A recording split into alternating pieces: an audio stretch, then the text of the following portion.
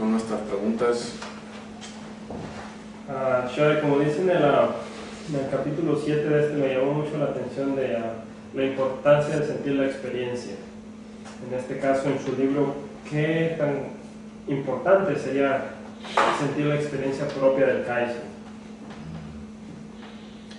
Uno de los problemas de la filosofía occidental es que se convirtió rápidamente en un ejercicio del intelecto, no algo para hacer, para vivir. Entonces viene a ser como, en vez de guisar algo, preparar una receta y comérsela, te quedas en la receta. Entonces, si el Kaizen es para vivir, no simplemente para trabajar, no simplemente como otro proceso para producir un aumento de ganancia comercial en una empresa, en una corporación, sino para algo, para uno mismo. Pues tienes que hacerlo, uno va con otro. Y de nuevo, pues las tradiciones orientales, hay un adagio samurai, pero que en realidad es atribuida o proviene de un filósofo chino neoconfucianal, de Confucio, o sea, del neoconfucianismo. No me acuerdo de su nombre, pero dice el que sabe y no hace, no sabe. ¿Por qué? Porque hay un tipo de conocimiento, de entendimiento, de sabiduría que es para la práctica. Es para la práctica. De nada le sirve a alguien estudiar nutrición si no se nutre de acuerdo a su conocimiento. Si su dieta diaria se basa en chocolatinas y tacos, pues de cocas, no le sirve de nada eso. Sería estudiar nutrición para, primero y principal, uno mismo nutrirse, comer de acuerdo al conocimiento que ha adquirido. Entonces es otra perspectiva, pero el Kaizen es para uno mismo, para hacer, no solamente para conocer. ¿Cómo sabes lo que sabes? No me acuerdo, creo que en uno de los capítulos hablo del químico que sabe todas las propiedades químicas del azúcar, que sabe lo más importante, cómo sabe. O sea, el laboratorio eso lo tenemos nosotros, la experiencia propia. Y hay que aplicarlo para buscar la experiencia propia. La felicidad es una experiencia propia, no la puedes encontrar en un paquete.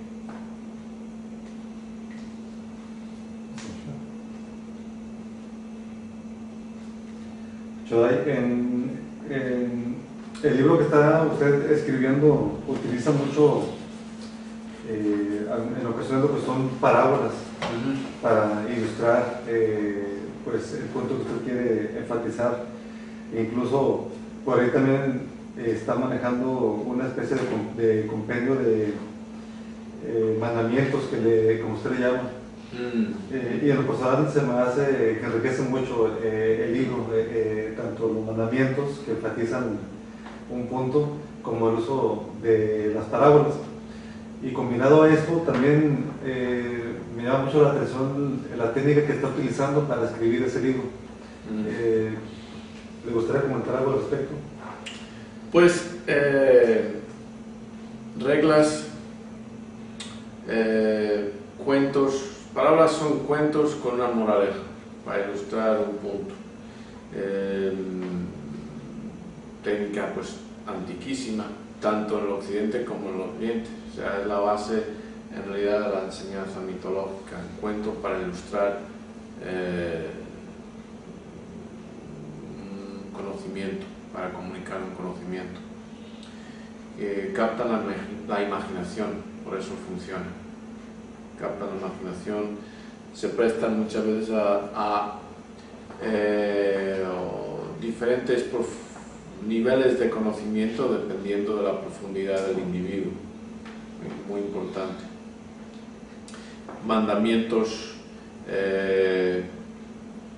el contexto general del libro es como es un retiro. O sea, es un retiro, es un seminario, taller. Entonces la idea es de proveer conocimiento y ilustrar el conocimiento aplicado dentro del transcurso mismo del libro. Entonces ahí hay ciertas técnicas narrativas, se presenta algo de información y tratar de crear la situación en la cual los personajes mismos del libro aplican esa información y el lector, que es el espectador, pues de alguna forma vive también la aplicación. Entonces, por ejemplo, están los mandamientos y cambios a los mandamientos. Una técnica, un aspecto fundamental del Kaizen en una organización es que las personas sean responsables ellas mismas por las reglas, por una parte seguir las reglas, por otra parte entenderlas, vivirlas, tener una comprensión tan profunda de las reglas que pueden llegar a descubrir cómo mejorar las reglas. Que lo que sucede, que en una discusión entre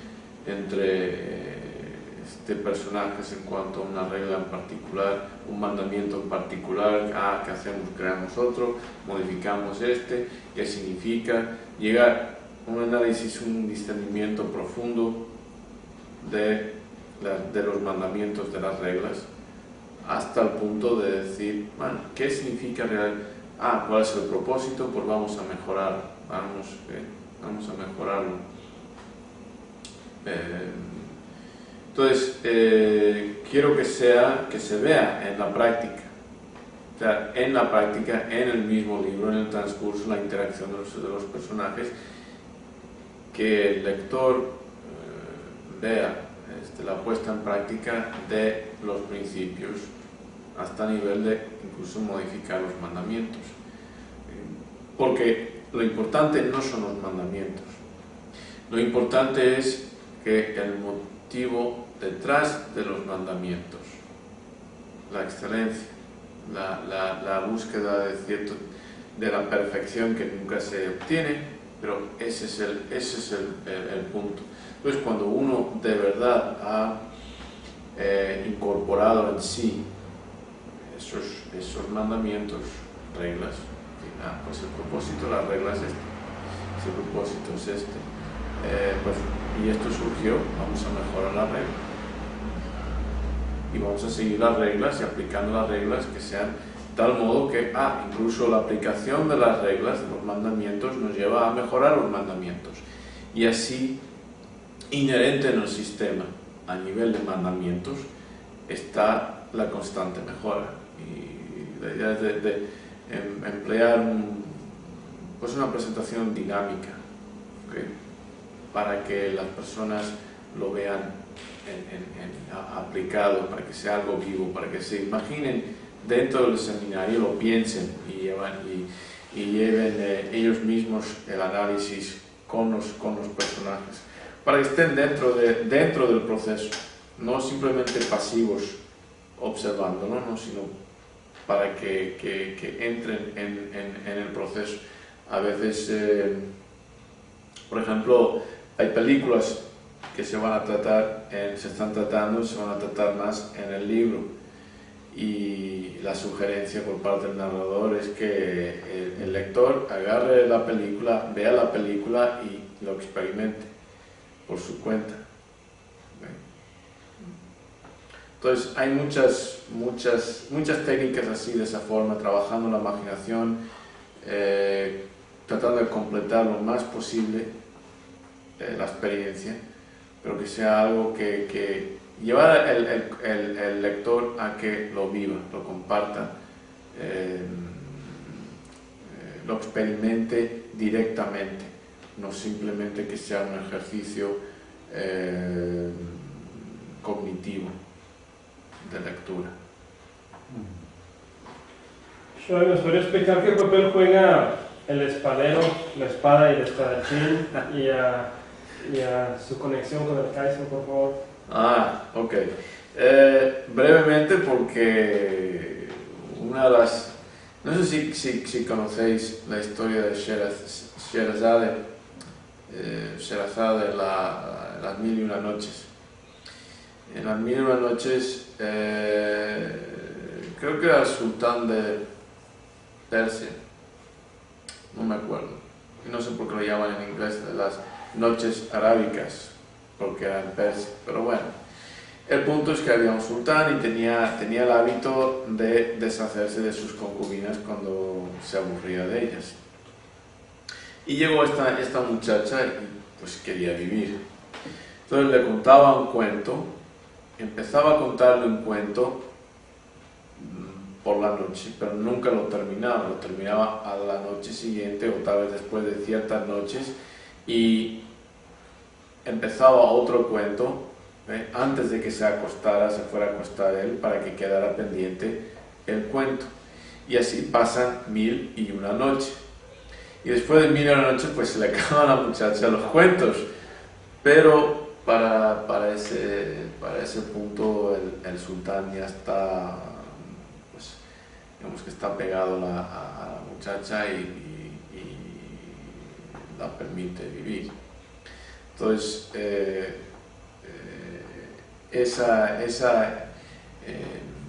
esa cuestión del espadero, la espada y el espadachín va a ser algo, pues es para como la zanahoria que lleva el burro, que continúe, es el incentivo. A ver, ¿de qué trata esto? Entonces hablaré brevemente.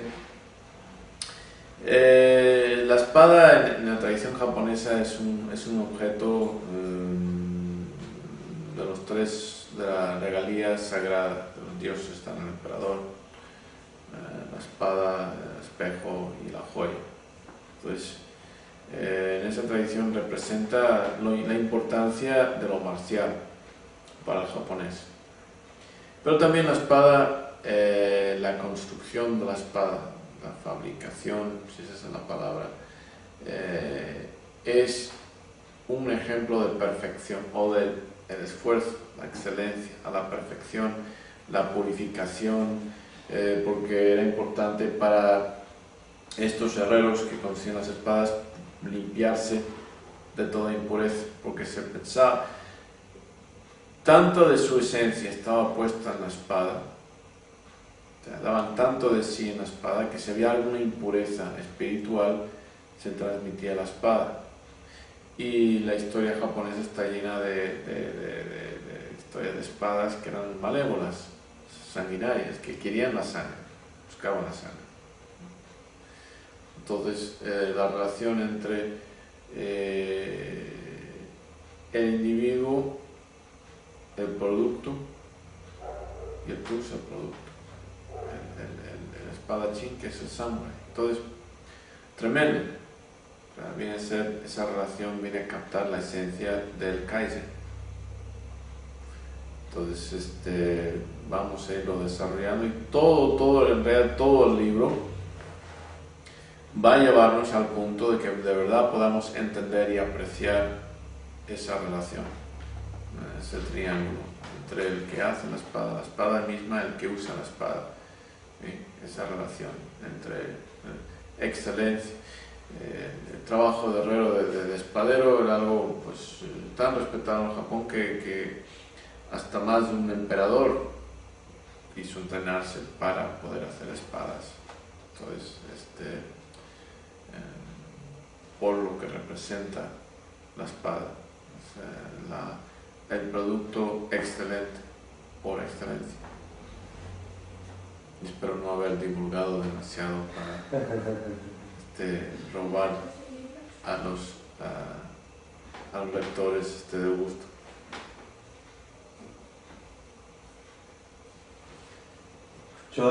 Otro de los puntos que constantemente está promoviendo en el libro, que tiene que ver con el retiro, tiene que ver con el punto del mindfulness,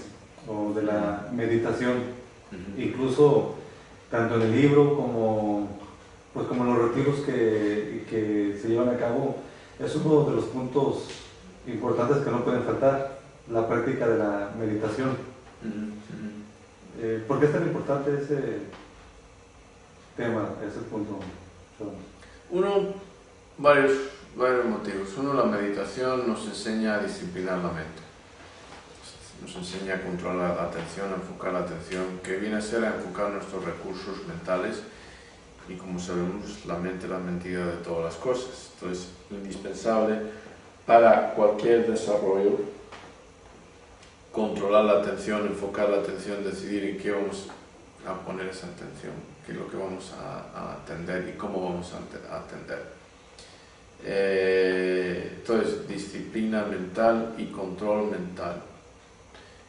Y, última instancia, queremos que todo, para que de verdad haya Kaizen, todo sea una meditación. O sea, que todo se haga con la misma intensidad, el mismo enfoque de atención, la misma concentración que si estuviéramos meditando. ¿Okay? De forma que escogemos el enfoque, el tipo de recurso atencional que sea más apropiado para el momento, para la actividad. Hace falta a veces una atención muy difusa, de forma que ya no hay un yo que vaya a actuar. Otras veces hace falta una atención muy enfocada, en la cual tenemos que pensar, que analizar, etc. Pero en todo momento hay que tener control sobre esos mecanismos y hay que aplicarlos a todo lo que hacemos. Por eso es tan importante. Es la herramienta, el sine qua non, sin eso no hay. No puede haber Kaizen sin el mindfulness, el enfoque en la disciplina mental de enfocar la atención, de enfocar los recursos mentales.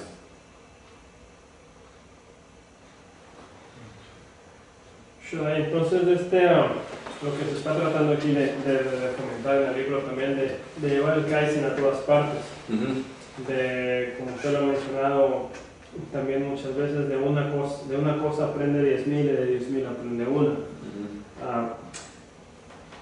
¿Podría elaborar un poquito más cómo se podría utilizar los principios del Kaizen en eso?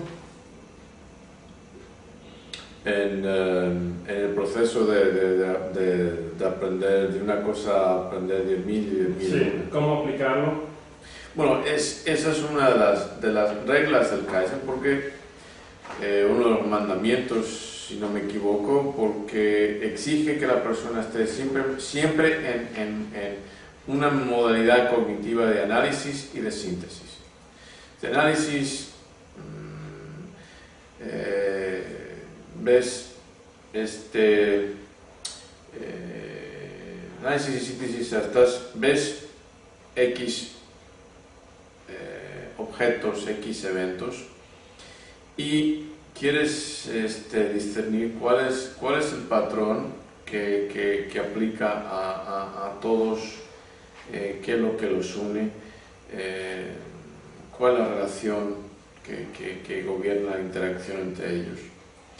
O también observas un evento, un objeto, y de estudiar, de aprender sobre ese evento, sobre ese objeto, quieres ver cómo puedo aplicar yo a otros eventos, otras situaciones. Okay. Entonces, por una parte, lo que haces es que estés en un modo de aprendizaje muy importante para entender el mundo. Observando todo, ver cuál es la relación que existe entre todas las cosas, y de una cosa ver cómo se aplica lo que estoy aprendiendo de este objeto, de este individuo, de esta observación de este evento a todo. Okay. Entonces requiere que estemos presentes cognitivamente, analizando patrones y generando patrones.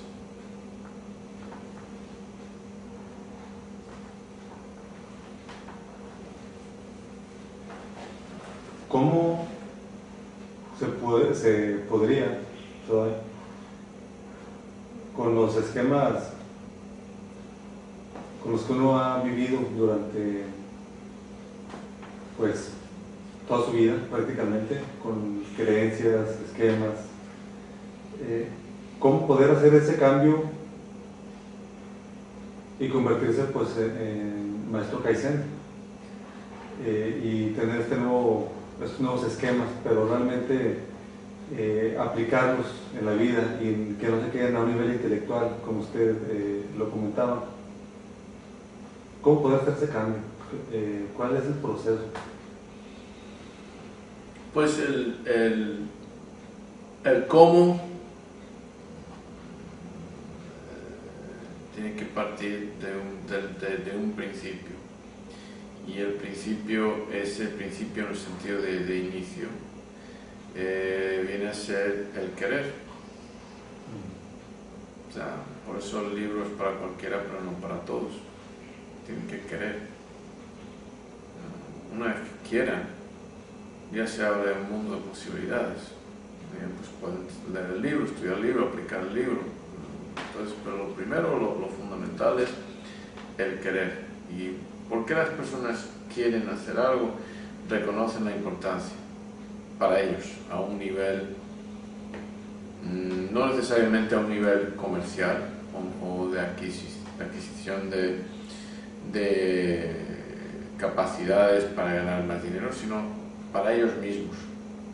Quieren esa transformación, reconocen que hay un problema, que no están satisfechos ellos, y reconocen que tal vez este proceso les va a llevar a esa satisfacción. Entonces, eso es el primer paso. O sea, el primer paso a tomar un viaje es querer salir. Si no quieres salir de tu casa, pues, aunque te pongan un limousine, te pongan chofer, te pongan camioneta, te pongan avioneta, te pongan... va a estar de más. Entonces, partiendo desde ese principio de querer, tener ganas de reconocer, hay que fomentar una disciplina. Hay que fomentar una disciplina, hay que fomentar una tradición personal de aceptar la crítica, de nunca consentirse una conformidad, nunca ceder al autoconsentimiento de pues soy así, está bien, o aceptar esos límites. Pero, habiendo dicho eso, el libro entero creo que está enfocado en dar muchas posibilidades a la persona, muchas sugerencias, mucha guía, muchas guías, muchas señales de cómo llevar a cabo esa transformación. Pero típicamente no va a ser la falta de cómo. O sea, ese no va a ser el problema. El problema va a ser no tener ganas de, no reconocer, no aceptar. Estados Unidos tiene una expresión: if it ain't broke, don't fix it. Si no está roto, no lo arregles. Es muy típico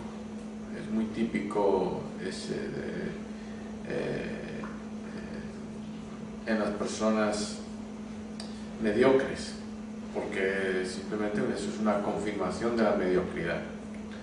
Es una aceptación, un consentimiento hacia la mediocridad. Entonces, el mayor problema viene a ser que la persona no quiera dar ese paso, no quiera aceptar el Kaizen como una forma de vida, la constante y continua mejora como una forma de vivir, la disciplina, no lo quiere reconocer. Eso viene a ser el mayor problema para las personas. Entonces, el cómo en realidad se habilita por las ganas, simplemente yo quiero. Una vez que la persona dé ese paso, va a ser increíble lo que puedan lograr en cuanto al cómo. Y para cuando hayan leído el libro completo, no les va a faltar ideas de cómo. Y está pendiente un ejercicio para los personajes, por ejemplo, del Kaizen en el hogar, que vamos a ir desarrollando. Entonces hay diferentes niveles, personal, en el hogar, diferentes tipos de compañías. Debemos saber cómo los personajes presentan sus preguntas, como el maestro Kaizen las lidia con ellas, cómo se va resolviendo todo, pero la idea es de que al final tengan suficientes herramientas, ejemplos, para estar más que capacitados en el cómo. El problema va a ser motivación, que es muy importante. La persona que simplemente se aferra a la idea de que ¿para qué? Lo único que necesito es dinero. ¿Para qué? Me muero, voy al cielo. Pues de ahí no le sacas. ¿Ok? De ahí no le sacas. Si ellos mismos no dan ese paso. Kierkegaard hablaba del salto de fe.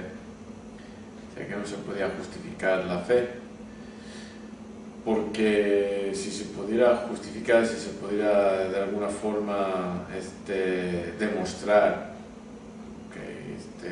las bases de la creencia, pues entonces no necesitaría fe, no sería religión, no sería fe, sería pues ciencia.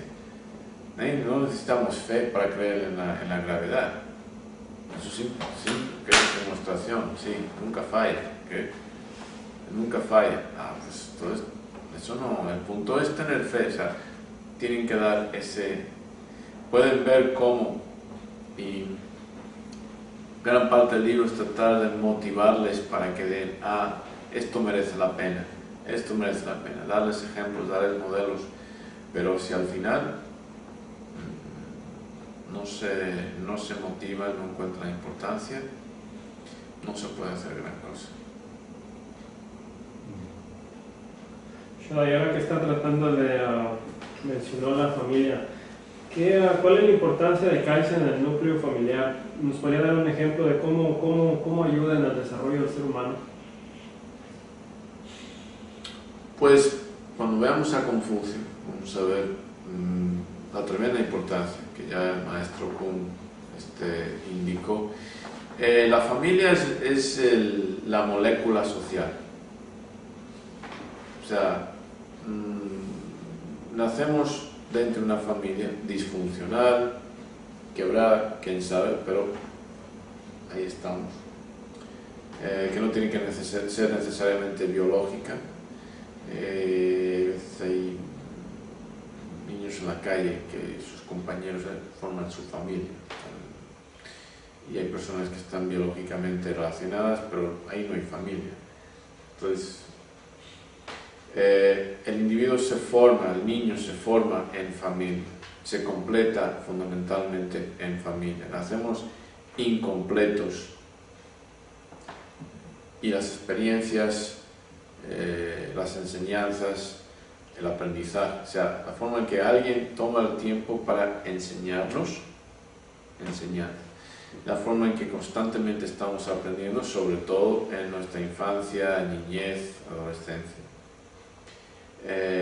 Van formando quiénes somos. Entonces, las personas convalidan sus actitudes de acuerdo a los modelos que han observado, sobre todo los modelos más próximos, los modelos familiares. Si para el varón crece en una familia en la cual es aceptable emborracharse porque su padre se emborracha, pues eso va a ser. ¿Por qué no? Es lógico. O sea, hay que analizar, creo que quedó o va a quedar pendiente, queda pendiente. El propósito de la familia, se va a analizar en el libro. El propósito de la familia, ¿cuál es el propósito?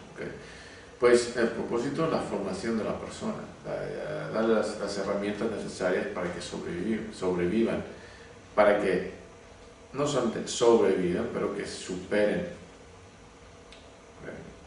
Entonces, y el Kaizen es el camino, la actividad, la metodología de excelencia, por excelencia.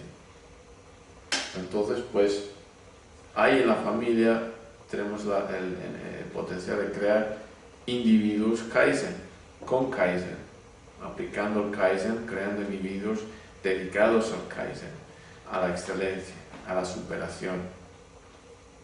Sin eso, pues, sin que permee en la familia, penetre, esté presente en la familia, nunca va a estar a nivel social, nunca. Significa que la cultura, la sociedad, la nación, siempre van a ser una nación distinguida por su falta de excelencia, o sea, su mediocridad.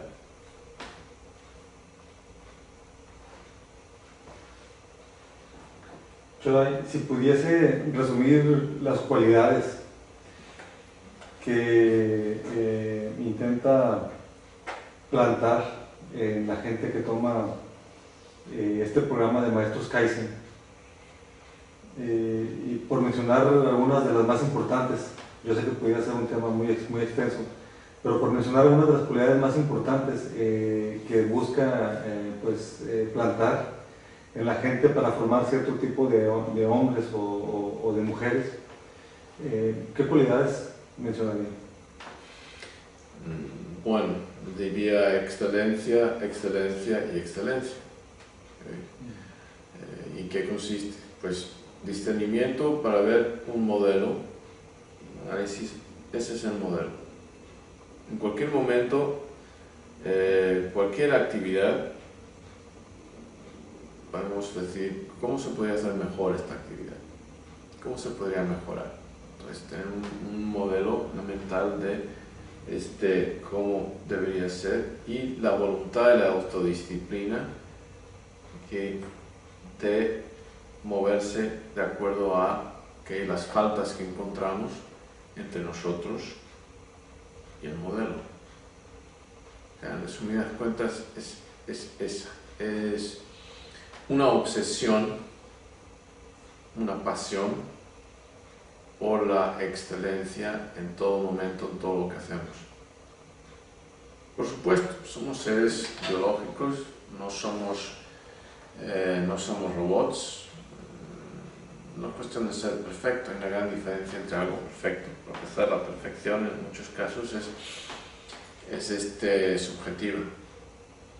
Pero la voluntad al poder de manifestarnos como algo excelente son cualidades indispensables en una persona. Es decir, quiero mejorar mi salud. ¿Qué es lo que tengo que hacer? Y voy a hacer lo que tengo que hacer. No hay nada, no estoy apegado a nada. No hay nada que esté tan sagrado en mi dieta, por ejemplo, que no lo pueda botar. Es decir, no hay nada, ninguna actividad, ningún hábito que no esté dispuesto a desalojar de mi existencia si se interfiere entre mí y mi meta, que en última instancia es mi transformación, mi constante mejora de mí y de todo lo que yo hago.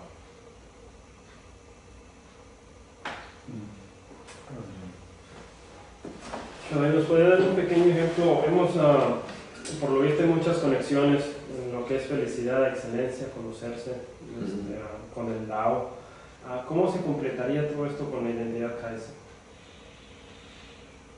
Bueno, una vez que uno habla del Dao, inmediatamente tienes que distinguir entre El Dao podemos decir con letra mayúscula o el Dao de letra minúscula. O el Dao del Dao.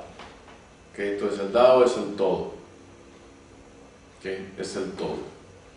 El Dao del Dao, porque Dao también significa el funcionamiento natural de las cosas. El Dao tiene su Dao, tiene su forma de cambiar, de manifestarse, de expresarse, de ser. Todo tiene un Dao. O sea, todo ¿cómo decirlo? Un tiburón tiene su Dao, tiene su forma. ¿Okay? Todo tiene un Dao. Queremos convertirnos en excelentes, hay un Dao para ahora en el sentido del camino a. ¿Okay? Entonces el Dao, por ejemplo, del judo, que es el Do del judo, tiene diferentes connotaciones o diferentes interpretaciones. Uno es el camino del judo, cómo es el judo. Entonces la persona puede tratar de encontrar el verdadero judo, ponerse en el camino del judo para encontrar el verdadero judo. O sea, ponerse en el camino, el Dao del judo, para llegar al Dao, que es el verdadero judo. Y ese camino, ese Dao, en última instancia es para llegarnos a conectar, a formar parte del gran Dao. Esa es la idea. ¿Okay? Entonces, se requiere el compromiso a la excelencia constante en cualquier Dao, en cualquier camino, en cualquier sendero para llegar a experimentar la esencia de algo, el Dao de algo. Y a través de ese se requiere, a través del Dao, de esta actividad, de este paradigma, hace falta también pues excelencia para llegar al Dao, gran Dao, y formar y ser parte del gran Dao. Entonces, ¿qué sucede? Por ejemplo, vamos a hablar del Buda. El Buda tuvo su iluminación, su gran entendimiento. Fue uno con el Dao, por decirlo de alguna forma, su nirvana. Terminó eso, dijo, ok. Su propósito inicial era de encontrar el camino para que las personas puedan superar el sufrimiento. El Dao, A, es el camino A. El noble óctuplo sendero no es más que las pautas necesarias, ¿okay?, para el Dao, el camino, el sendero del budismo, que te lleve a ser uno con el Dao. El budismo es un Dao.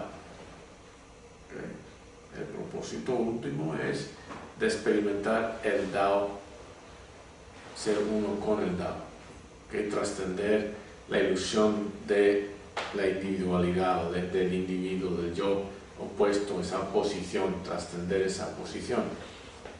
Entonces, se complica mucho la semántica cuando uno habla del Dao, porque pues está el Dao, que es el todo, está el Dao del Dao, cómo el todo funciona, cómo es el Dao, están los Dao, los caminos que nos llevan, ¿okay?, que son estas actividades como el judo, por ejemplo. Se supone, dudo mucho que a través del judo no cómo se practica, ¿no?, pero esa es la idea.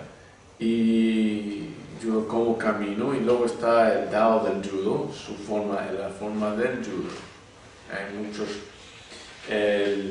por ejemplo, una de las parábolas fundamentales del taoísmo es el carnicero, que es tan hábil como carnicero que nunca tiene que afilar su cuchillo. Entonces, ¿por qué? Porque conoce el Dao de la vaca, de la anatomía de lo que corta, y él está en sincronía, en armonía con ese Dao. sea, nunca choca hueso, nunca corta ligamentos, tendones, entonces siempre corta de acuerdo a. ¿Okay? Entonces, él tiene su Dao, su forma de trabajar de acuerdo al Dao, la esencia, la forma de ser de la vaca. Tiene su propia forma de cortar y de seguir. Y supuestamente al estar tan conectado con la vaca, puede trascender, experimentar trascender la diferencia entre él y la vaca. Y una vez que experimenta eso, ¡boom!, que cae la gran ficha de superar la diferencia entre el yo y lo otro, lo demás, el Dao, y ser uno con el Dao. Es de ese tipo de cosas que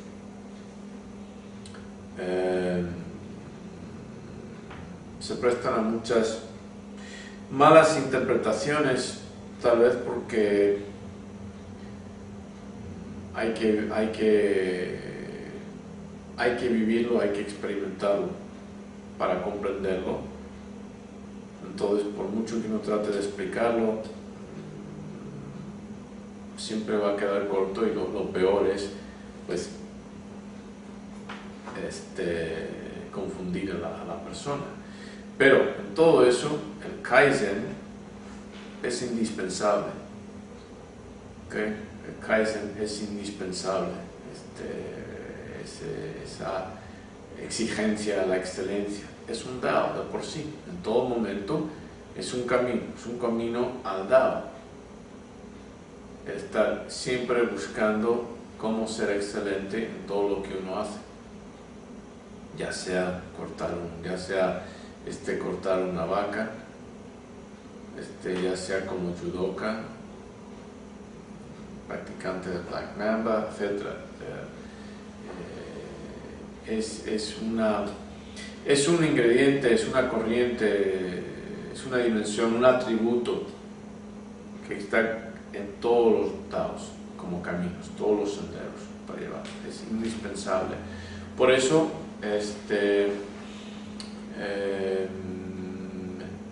Japón, que sobresale tanto, porque tienen esa tradición, esos conceptos de diferentes Daos, diferentes Dos que existen en japonés, todas las artes marciales, las geishas, que la perfección, la belleza, todo lo que trabajan tanto requiere Kaizen, requiere excelencia, requiere práctica, autodisciplina, una conciencia de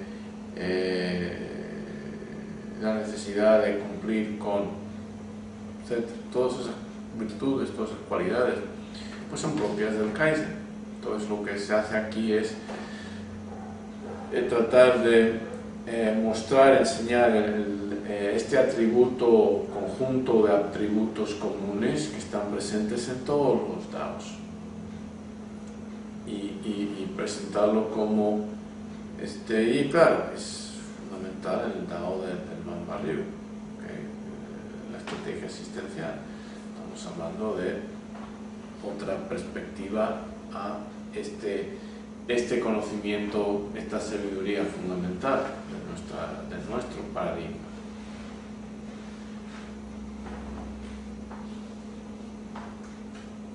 Precisamente, Chodai, y ahorita que comenta sobre ese punto, se ve en el libro de Maestros Kaizen algunas preguntas que de pronto lanza, o algunas parábolas que de pronto por ahí comenta, que no tienen una fácil respuesta y que invitan mucho a la introspección. Ahorita, por ejemplo, pudiera mencionar cuando dice cuál era tu estado antes de nacer tus padres, lo menciona como parte de una parábola dentro del libro. o si un árbol cae en el bosque y nadie lo oye hacer ruido, o sea, maneja este tipo de cuestiones, o se vale de este tipo de parábolas para la enseñanza. Y me lo recordé ahorita que comentaba esto, pues requiere mucha introspección y no son para que cualquiera la responda de manera espontánea. No, y algunas pues, como digo, hay niveles de interpretaciones, niveles de entendimientos. O sea, habrá quien, espero un día quien llegue y lea y lo entienda todo, o casi todo. Ah, sí, claro. Pero es como el que va escalando una montaña. Hay diferentes alturas que lo que ve en la montaña, o sea, lo que ve desde la montaña y lo que ve de la montaña va a ser diferente. O sea, conforme vaya escalando su perspectiva, el horizonte de su perspectiva va a ser más y más amplio. Más y más amplio. Va a haber cosas, escala más y va a decir, ah, pues ahora veo esto, eso no lo veía antes desde mi perspectiva. Y escala y ve más, y ve más, y ve más. Y claro, cuando llega a la cumbre, se da cuenta que es simplemente parte de una cordillera. Y entonces pues le gusta escalar. Y sabe que no consiste, ser escalador no consiste en simplemente llegar a lo alto de una montaña, sino dedicarse a escalar montañas. Y a la maravilla que es la escala, la maravilla que es la experiencia, la relación con la montaña, con el horizonte, la perspectiva, etc. Que ya es parte de todo. Entonces tiene que haber material que va a dejar confusión, que se va a prestar a entendimiento futuro después de experiencia adquirida. Porque no es un manual de da este paso, llegarás, ok, ahora da este paso. No es así. Hay muchas espirales, okay, entendimientos dentro de entendimientos que la persona pues, puede leerlo y recibir algo. O sea, ok. Y después de que lo haya aplicado y haya vivido, releerlo y decir, pues eso no lo había visto, no lo había entendido, ahora lo entiendo. Y con ese entendimiento, cambiar y aplicarlo y después de cierto tiempo, tiene que haber escalado más y ver más profundo, tener más. Entonces, la obra conforme se expresa, conforme se manifiesta, está diseñada para niveles de entendimiento, para tanto el cinturón blanco hasta el cinturón negro, hasta niveles de cinturón negro en Kaizen, por decirlo de una forma. Es una montaña y conforme leen el libro y lo leen una vez y lo viven, van a escalar y luego lo vuelven a leer, van a escalar un poco más y lo vuelven a leer y van a ver más y más y más, hasta que ya se dan cuenta de han llegado a lo alto y solamente quedan cordilleras y para entonces pues no necesitarían el libro, están escribiendo sus propios libros. Y si lo leen de nuevo simplemente para referencia, para ver cómo expresan algo, sí, eso también lo podría, etc. Ya hemos hablado de parábolas en el libro. Lo que me llamó mucho la atención fue una poesía que incluyó la de If. Sí. La poesía que incluyó aquí en el libro. En sí dice que es que habla de los aspectos del Kaizen. Que demuestra Kaizen en su misma perfección. ¿Podría elaborar un poquito más acerca de eso, Joel. Pues de nuevo ahí tenemos fondo y forma, y la traducción, pues siempre es mejor leer cualquier obra, sobre todo poesía, en su lenguaje original.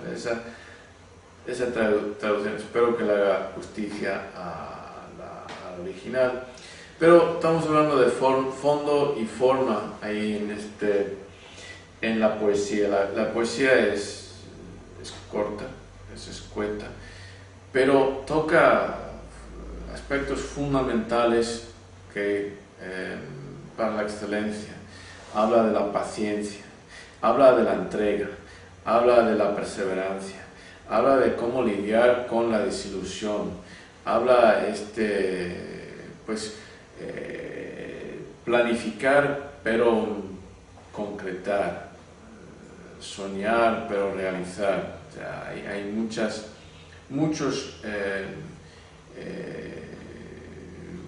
aspectos. Claro, refleja, Rudyard Kipling nació en la India, autor británico, pero creció en la India. Entonces refleja mucho de la filosofía de la India, del hinduismo, está puesto ahí.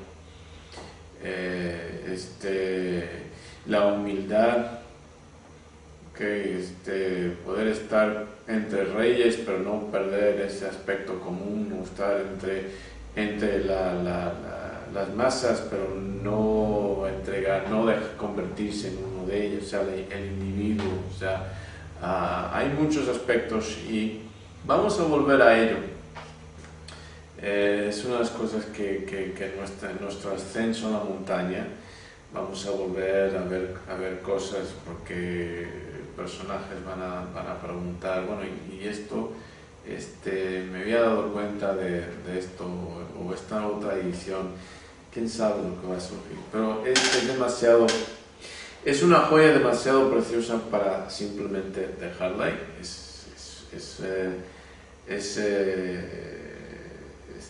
Simplemente para abrir el apetito, una entremesa, ¿no? ¿Cómo se llama esto?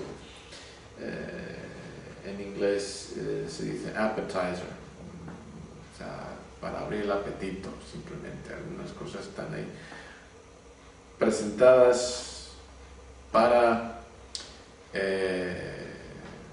plantar unas semillas, una curiosidad, tal vez. Presentas algo y eso ya afecta toda la lectura que viene después, pero no significa que quede totalmente explicado. Al final de cuentas, nada puede quedar totalmente explicado en esto, porque tienes que vivirlo. Entonces, lo vives, lo aplicas y luego ya entiendes más. Es como una persona que empieza a leer, al principio pues lee, no entiende todas las palabras, abre el diccionario, aunque esté con el diccionario constantemente, pues va a batallar, lo vuelve a leer y ya tiene mayor vocabulario, ya es otra lectura. Estamos hablando de un libro para vivir, para la vida. Entonces es el laboratorio real, es un manual, como un curso que tenga un manual y está en el laboratorio para hacer los experimentos. Y ya hacen sus experimentos y entonces, funciona así, ya tienen un entendimiento, ya la fórmula química no es simplemente unos garabatos en papel, sino, han hecho el experimento, han aprendido algo, han adquirido una experiencia y bueno, entonces este es un libro, es como un manual para un laboratorio de personajes que están en el laboratorio, de que están en el laboratorio. Entonces esta poesía tiene muchas observaciones, muchos consejos en muchos aspectos del mindfulness. Puedes aplicar los 60 segundos y un minuto. Pues estar presente, constante, o sea, completamente presente y dar lo máximo de ti habla de la fuerza de voluntad, más allá de la entrega, el compromiso, más allá de la fuerza física, que ya solamente hay una voz en ti que dice, continúa, algo así, no me acuerdo exactamente las palabras, pero muchos aspectos de lo que la aplicación de el Kaizen y el resultado también del Kaizen en el individuo. Entonces, aplicado y resultado, aplicación de principios, de mandamientos, y el resultado, lo que son. Al final y serás un hombre, hijo mío. Serás un hombre. Es decir, cuando esa palabra valía algo, es como cinturón negro hoy en día, no vale gran cosa, pero cuando esa palabra significaba, o sea, eres un modelo de nuestra especie, de admiración, eres una obra, tendrás toda la tierra y lo que más importante aún, hijo mío, serás un hombre. Es decir, ser un hombre, estar a gusto con quien uno es otra forma de decirlo, estarás orgulloso con quien eres, serás feliz, serás excelente, tendrás eudaimonia, más importante que tener todo en la tierra. Entonces, muchas cosas en esa poesía, tanto del resultado, de lo que te convertirás y del proceso. Si puedes, sí puedes. En el sí puedes, pues aplica esto y lograrás esto. Ahí está.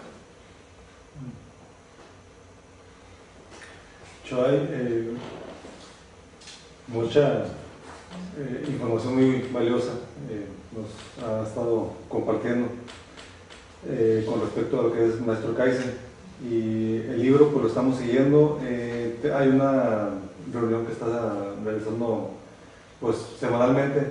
El retiro es la primera vez, va a ser un retiro de Maestro Kaizen. ¿Qué es lo que nos va a aportar ese retiro?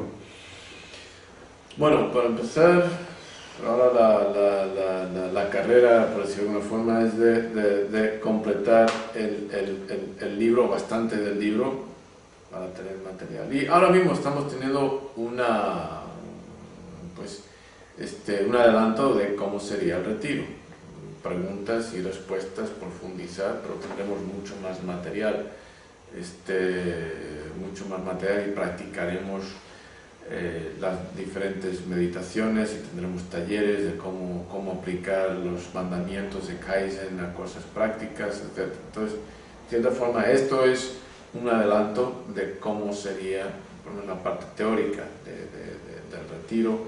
Habrá mucho más material en el libro para profundizar y tendremos talleres prácticos en cuanto a no solamente mentales, sino también pues formularios, cómo aplicaríamos Kaizen a esta actividad, a la familia, mi trabajo es tal y cual, ¿cómo podría aplicar yo esto en esto?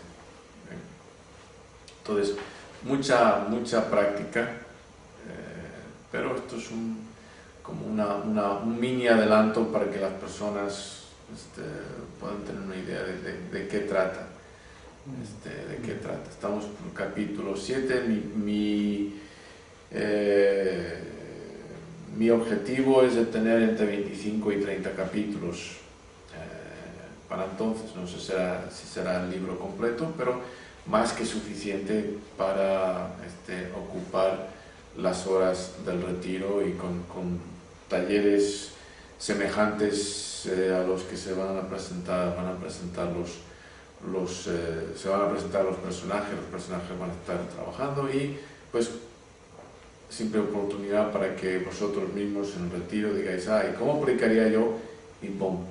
Y quién sabe si el material de ese retiro no aparece en capítulos subsecuentes. Gracias, Choy. Muchas gracias a vosotros y hasta la próxima. De Confucio, o sea, del neoconfucianismo. No me acuerdo de su nombre, pero dice el que sabe y no hace, no sabe. ¿Por qué? Porque hay un tipo de conocimiento, de entendimiento, de sabiduría que es para la práctica. Es para la práctica. De nada le sirve a alguien estudiar nutrición si no se nutre de acuerdo a su conocimiento. Si su dieta diaria se basa en chocolatinas y tacos, pues de cocas, no le sirve de nada eso. Sería estudiar nutrición para, primero y principal, uno mismo nutrirse, comer de acuerdo al conocimiento que ha adquirido. Entonces es otra perspectiva, pero el Kaizen es para uno mismo, para hacer, no solamente para conocer. ¿Cómo sabe lo que sabes? Me acuerdo, creo que en uno de los capítulos hablo del químico que sabe todas las propiedades químicas del azúcar, que sabe lo más importante, cómo sabe. O sea, el laboratorio eso lo tenemos nosotros, la experiencia propia. Y hay que aplicarlo para buscar la experiencia propia. La felicidad es una experiencia propia, no la puedes encontrar en un paquete. Con nuestras preguntas. Shoei, como dicen en el capítulo 7 de me llamó mucho la atención de la importancia de sentir la experiencia. En este caso, en su libro, ¿qué tan importante sería sentir la experiencia propia del Kaizen? Uno de los problemas de la filosofía occidental es que se convirtió rápidamente en un ejercicio del intelecto, no algo para hacer, para vivir. Entonces viene a ser como, en vez de guisar algo, preparar una receta y comérsela, te quedas en la receta. Entonces, si el Kaizen es para vivir, no simplemente para trabajar, no simplemente como otro proceso para producir un aumento de ganancia comercial a una empresa, a una corporación, sino para algo para uno mismo. Pues tienes que hacerlo, uno va con otro. Y de nuevo, pues en las tradiciones orientales hay un adagio samurai, pero que en realidad es atribuida proviene de un filósofo chino. Por las reglas, por una parte seguir las reglas, por otra parte entenderlas, vivirlas, tener una comprensión tan profunda de las reglas que pueden llegar a descubrir cómo mejorar las reglas. Que lo que sucede, que en una discusión entre personajes en cuanto a una regla en particular, un mandamiento en particular, ¿qué hacemos? Creamos otro, modificamos ¿qué significa? Llegar a un análisis, un discernimiento profundo de los mandamientos, de las reglas, hasta el punto de decir, bueno, ¿qué significa realmente? ¿Cuál es el propósito? Pues vamos a mejorar, vamos a mejorarlo. Entonces, quiero que se vea en la práctica, o sea, en la práctica, en el mismo libro, en el transcurso, en la interacción de los personajes, que el lector vea la puesta en práctica de los principios hasta el nivel de incluso modificar los mandamientos.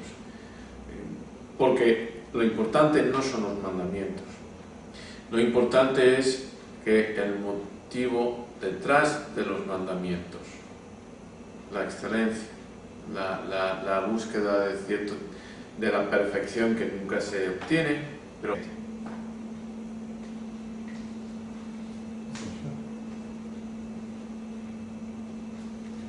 Shoei, en el libro que está usted escribiendo utiliza mucho en ocasiones lo que son parábolas para ilustrar pues el punto que usted quiere enfatizar.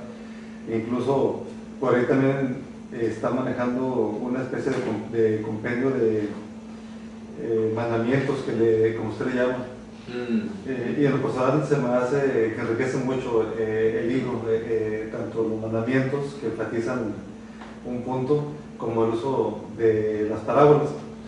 Y combinado a esto también me llama mucho la atención la técnica que está utilizando para escribir ese libro. ¿Le gustaría comentar algo al respecto? Pues reglas, cuentos, parábolas son cuentos con una moraleja para ilustrar un punto. Técnica pues antiquísima, tanto en el occidente como en el oriente. O sea, es la base en realidad de la enseñanza mitológica, el cuento para ilustrar un conocimiento, para comunicar un conocimiento. Captan la imaginación, por eso funciona. Captan la imaginación, se prestan muchas veces a diferentes niveles de conocimiento dependiendo de la profundidad del individuo. Muy importante. Mandamientos. El contexto general del libro es como es un retiro. Es un retiro, es un seminario, taller. Entonces la idea es de proveer conocimiento y ilustrar el conocimiento aplicado dentro del transcurso mismo del libro. Entonces ahí hay ciertas técnicas narrativas, se presenta algo de información y tratar de crear la situación en la cual los personajes mismos del libro aplican esa información y el lector, que es el espectador, pues de alguna forma vive también la aplicación. Entonces, por ejemplo, están los mandamientos y cambios a los mandamientos. Una técnica, un aspecto fundamental del Kaizen en una organización es que las personas sean responsables ellas mismas